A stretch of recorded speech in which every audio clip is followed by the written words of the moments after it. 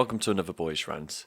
This one's going to be a little bit bittersweet as I actually voted for this party in the last general election because of this leader. But a lot of things have changed since then, and combining that with the amount of shit I've received over making 2 videos on the Tories and other political parties but none on Labour, it's time to show some impartiality. Now, I'm not going to touch on the whole anti-Semitism issue that's happening in the Labour Party at the moment, as it is still ongoing, and when you look at it, none of them are going to publicly say what's in here or what's in here, so we're never truly going to know how any of them actually feel. Having said that, still going to do the video like this. That's right.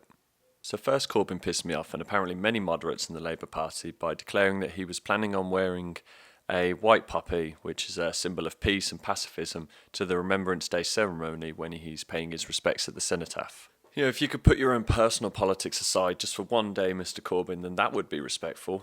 Instead you feel the need to put your increasingly left-wing agenda front and centre in your ideology so that everyone can see it. I have a peace badge that's usually on my badge for the world to see. But if I'm at a ceremony where we're remembering war heroes and those we lost, that fucking badge is staying at home, because that day is not about me, and it's not about you either, Mr. Corbyn. In the end, Labour Party members convinced him that the traditional red poppy would be more appropriate for the occasion, and he doesn't look happy about wearing it. And you can fuck off, Blair. You've got some nerve being at the country's most important war ceremony, you fucking war criminal. Jeremy Corbyn said he would also raise the national minimum wage for over 25s to £10 an hour.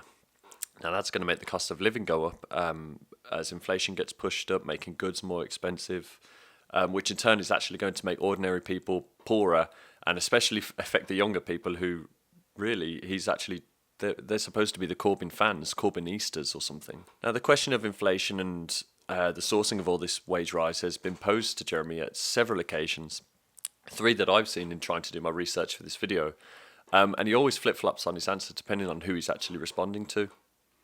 I didn't realise that for the many, not the few, wasn't just a Labour slogan.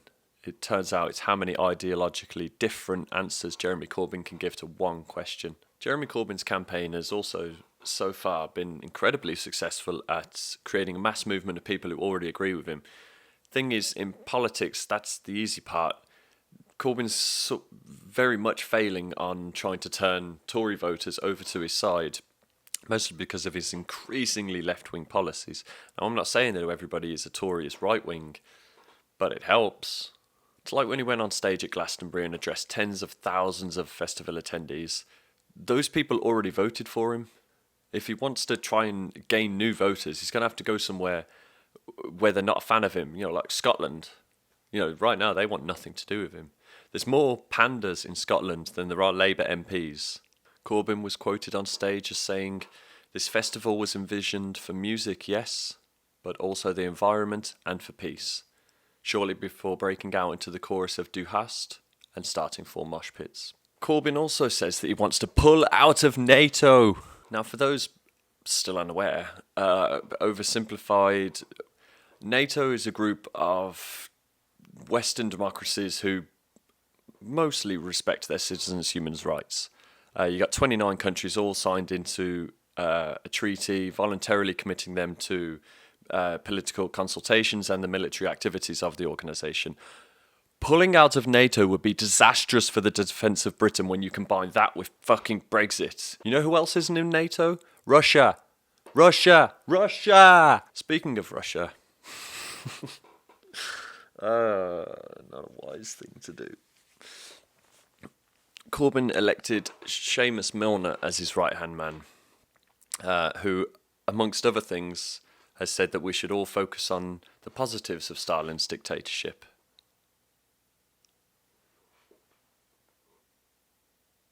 To top it all off, Milner also worked at a pro-Soviet paper ironically called Straight Left. Now, every large-scale study into why Labour lost the 2015 general election has come to the same conclusion, that Jeremy Corbyn cannot be trusted with the economy. His response to this was to promise $500 billion in spending but refused to say where the money would come from. He also had a disastrous Brexit referendum campaign, having been pro-Brexit for decades, even voting against common market membership in 1975, voting against the Maastricht Treaty and the Lisbon Treaty as an MP.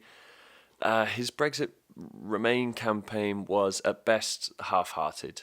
What's more, he missed the first day of the Remain campaign because he was attending a small anti-nuclear weapons rally, which, was fine, but fucking bigger picture here, Corbyn. Leaked emails at the time show that the Remain campaign were convinced that Corbyn's inner circle were trying to sabotage them.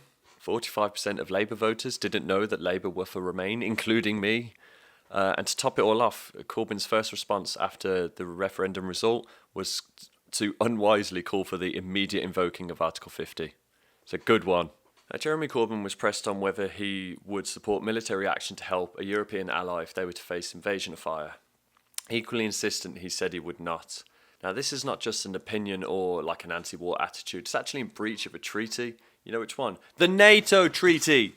Article 5 of which says that the parties agreed that an armed attack against one or more of them in Europe or North America shall be considered an attack against all of them. And consequently, they agree that if such an attack occurs, each of them in exercise of the right of individual or collective self-defence recognised by Article 51 of the Charter of United Nations will assist the parties or parties so attacked by taking forthwith such action to restore and maintain the security of the European and North Atlantic area.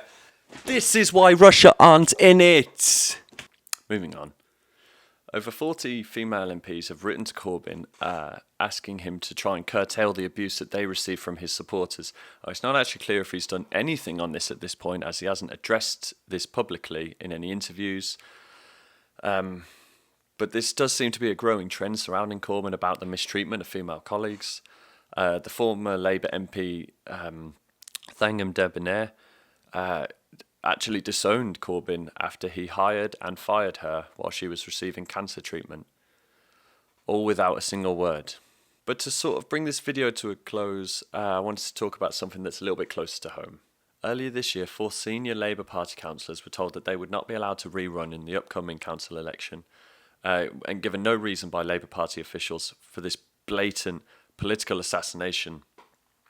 And it's emerged since that it's an attempt to get at the Labour Party deputy leader, Tom Watson, who is an MP just down the road, quite local to me. Now, this rivalry between Tom Watson and Jeremy Corbyn has been going on for months now, but to use that to attack loyal Labour Party members is disgusting and something I'd honestly expect from the fucking Tories, not the party that's supposed to be for the working class.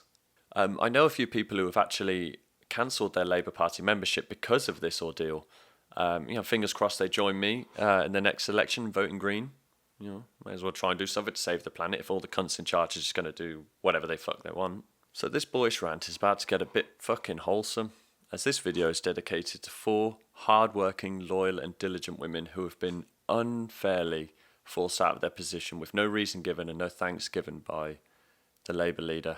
So I want to thank the Mayor and the Deputy Mayor of Sandwell, Joy Edis and Carol Galt, Wednesbury South's Councillor Olwen Jones, and Councillor for Old Hill Anne Shackleton, who's a Cabinet Member for Social Care. So I want to end this video by saying that I'm not going to be voting for Labour again until some changes are being made. I still somewhat believe in Corbyn, but Jesus Christ, it's not easy being a Labour supporter right now. So from now on, I think I'm going to vote Green!